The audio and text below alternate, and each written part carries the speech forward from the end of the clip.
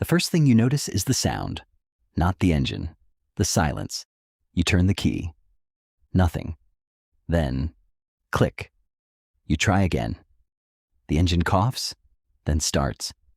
You smile. Still got it. You look at the dashboard. 186,421 miles. The paint is faded. The driver's seat has a tear. The cup holder barely works. The air conditioner only works when it feels like cooperating. But the car gets you where you need to go. And that's why you still have it. You're 39.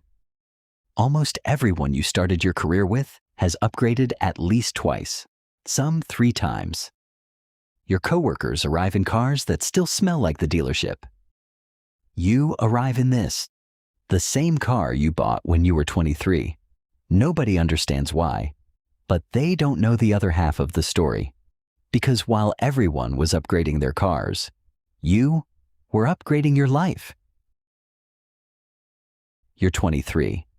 Your car has finally become embarrassing. Not broken, not dangerous, just embarrassing. The paint is faded. One speaker doesn't work. The passenger window takes 3 attempts to close. There's a dent on the back you've stopped explaining. So you walk into a dealership. Every car is clean, perfect, new. You sit inside one. The screen lights up. Heated seats, backup camera, wireless charging, everything your car doesn't have. Then comes the number, $487 a month. You can afford it. That's the dangerous part. The salesman smiles. It's only about $16 a day. You don't think about $16. You think about $487 every month.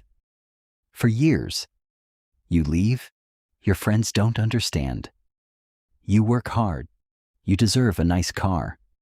Maybe they're right, but you calculate what that payment would cost over 5 years. You don't like the number, so you keep your car, not forever, just for now.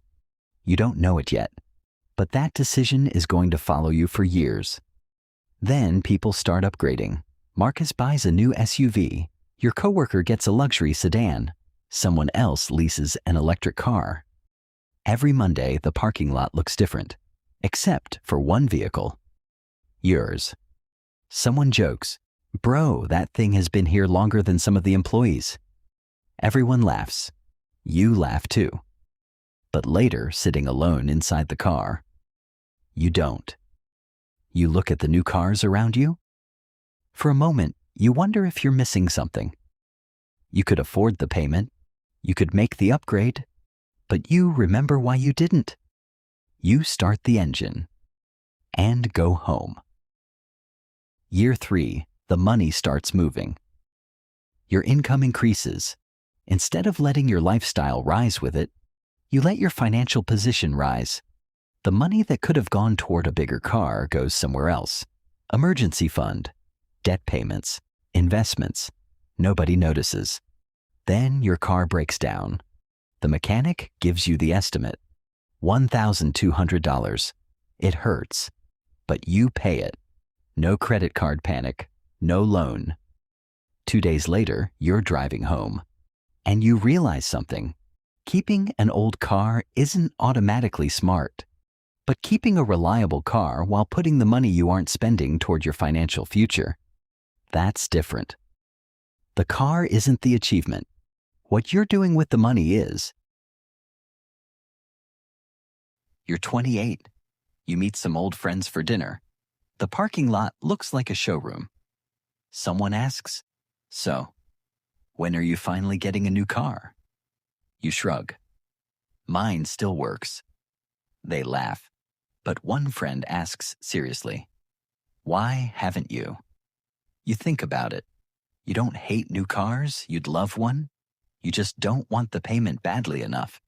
You've spent 5 years making decisions based on what you actually value, instead of what makes you look successful. You don't feel richer.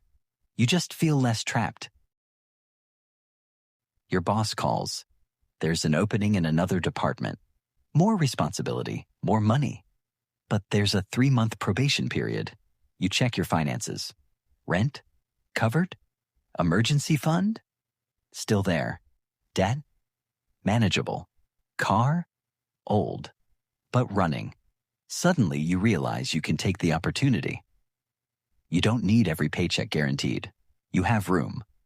So, you say yes. 3 months later, you get the promotion, your salary increases, and your car? Still the same. You're 33. Everyone has upgraded again. Some are happy, some aren't, and you finally understand a new car doesn't make someone financially irresponsible. An old car doesn't make someone financially wise.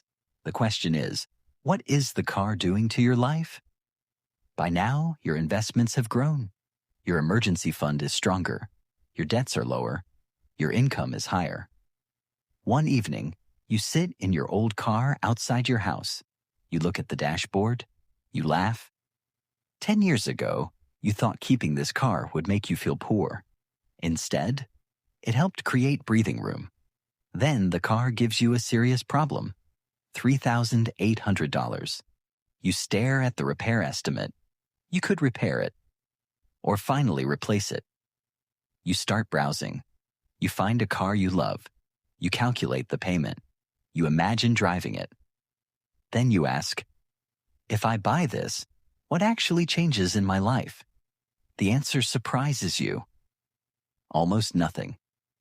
You'd simply have a newer car, so you repair the old one. Not because you're afraid to spend, because you understand the difference between being able to buy something and actually wanting what it costs you. You're 38. The people who once teased you aren't all in the same place anymore. One is doing incredibly well. Another is struggling. One sold his expensive car after losing his job. Another still loves his. Someone else still drives an old car. And suddenly, you understand. The parking lot was never a scoreboard. Your career can improve. Your family can improve. Your finances can improve. Your freedom can improve. None of those things need a new badge on a car. Your younger brother calls. He's stressed. His car needs major repairs. He has credit card debt. He's struggling to pay rent. You ask how much he needs. He tells you? You can help. No borrowing. No waiting for payday. You simply transfer the money. Then you sit there quietly. Because suddenly, you understand what all those boring decisions were buying. Not a number. Not a screenshot. Not a fancy lifestyle. Options. The ability to respond when life surprises you. The ability to help somebody without putting yourself underwater. That's what financial progress feels like. Quiet. You're 43. Your old car is finally done. You've squeezed every useful mile out of it. So you walk into a dealership. This time, you're not nervous. You're not trying to impress anyone. You know exactly what you want. You test drive a car. You like it. You check your finances. And for the first time in 20 years, you buy a new car. Not because everyone else did. Not because you're embarrassed. You buy it because you actually want it. And you can comfortably afford it. That's the difference. The next morning, you drive to work. Same parking lot. Different car. Someone walks past.